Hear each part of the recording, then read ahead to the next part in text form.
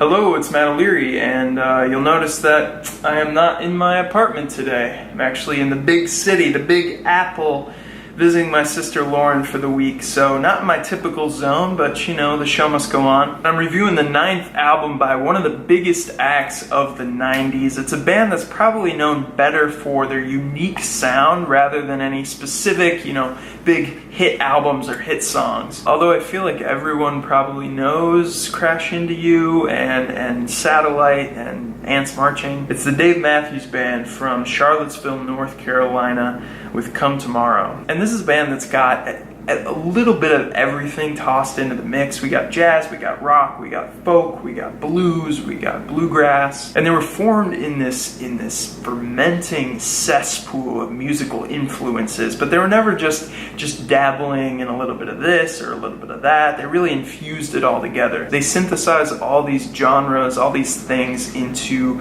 just a really progressive sound that's so unmistakable and so representative of that certain time. I guess the issue with that is they're so unmistakable, they're so over the top, they're so idiosyncratic that they're more of a meme than they are a legitimate favorite band. You could probably play DMB at a party, but you really have to qualify it beforehand and really let everyone know in the vicinity that you're in on the joke. Oh guys, get a load of this Dave Matthews Band. Psh, little baby. Almost that exact thing happened to me the other day. I was playing this for a friend. I was playing Under the Table and Dreaming, that album, that classic album. Instead of just a little pop and then we're done, a little joke, I just kept it on because I feel like I actually really love this band. And the best of what's around turned into the second song, What Would You Say? And then get a little Jimmy thing up in here. Let's be real, these guys are serious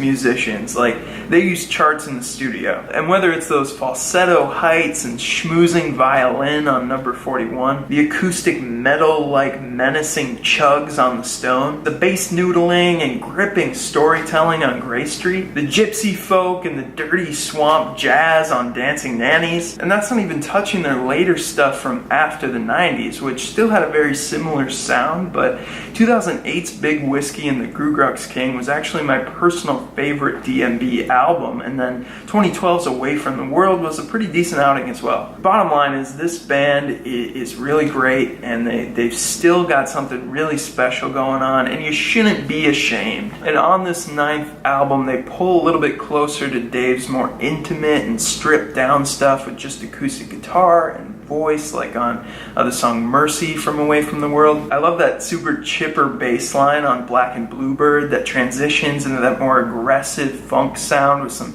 slap bass tones briefly and then goes back into that softer section. Then there's the songs When I'm Weary or Here on Out, which have a almost Pixar-like sweetness and innocence to them. There's so much vividness and clarity to Dave's voice, which really is one of the best live rock voices you're gonna hear. Dave lets loose some of his famous cliches, and they are just sappy as ever. Is it okay if I call you mine from here on out? I want you to know, and I still need you so. If I could fly at the speed of light. And of course, look at us crawling out of the mud. Dave's really got a penchant for two things. Number one is these references to evolutionary processes. Like, you ever notice how many times he refers to us as monkeys or crawling out of the mud or climbing out of a tree? And number two is this shallow activism that keeps getting vaguer and more disconnected from reality as the years go on. Dave's political philosophy really is summarized well by two songs on this album, Samurai Cop, Oh Joy Begin,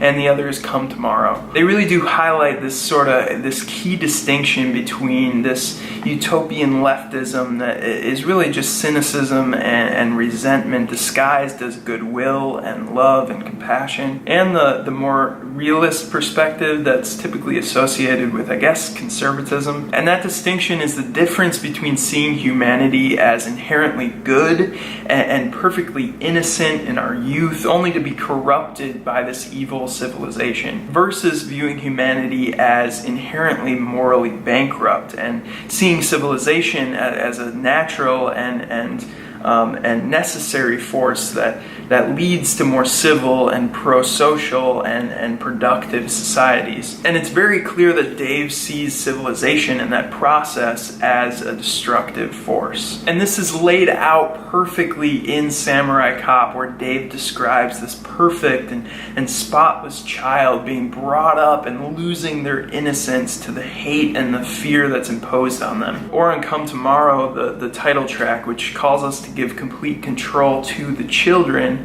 and then everything will be alright, I guess. Oh, wise and benevolent 14-year-old, lead us to the promised land. Ugh, Dave Matthews. Ideally, the lyrics and the narrative would enhance and work in tandem with the music, but in this case, I completely separate them in order to squeeze as much enjoyment out of this thing as possible. And musically, this is a pretty diverse set of tunes. Along with the more stripped down stuff are some harder hitting party jams like Can't Stop with its sing-along chorus and that psychedelic riff, which I just love. And again, Dave's voice just sounds fantastic, like so versatile, from the high falsetto moments to the more gruff, like burn like a junkie for you. I also like the very Chili Peppers chorus on She, or the very Coldplay-esque stadium anthem of Idea for You. The track Again and Again's got a really sticky hook, and it sounds like he's pulled off a lot of these vocal melodies before, but they're still really effective. I love that groovy wah-wah guitar effect and the touches of strings and horns in the chorus, and there's also that just complete stop before, between the verse and the chorus. It just adds so much oomph. The song Come On, Come On is another big highlight for me, even though it's very adult contemporary and very inoffensive and really good coffee shop music. It's still got one of the best melodies, one of the best instrumental leads, and that magical, just spine-tingling, suspended note during the chorus. I am a little bit disappointed that there aren't as many moments that are, I guess proggy is the best word, more just experimentation and odd song structures that were on that Grugrux King album. And the song That Girl Is You is one of the most obnoxious and repetitive Dave vocals ever from him. Additionally, sometimes the flow of the album from track to track isn't all that great. Like, case in point, that little instrumental kind of goofy track that's thrown in there towards the end, and then it just abruptly stops and then weirdly shifts into Black and Bluebird. And I already mentioned some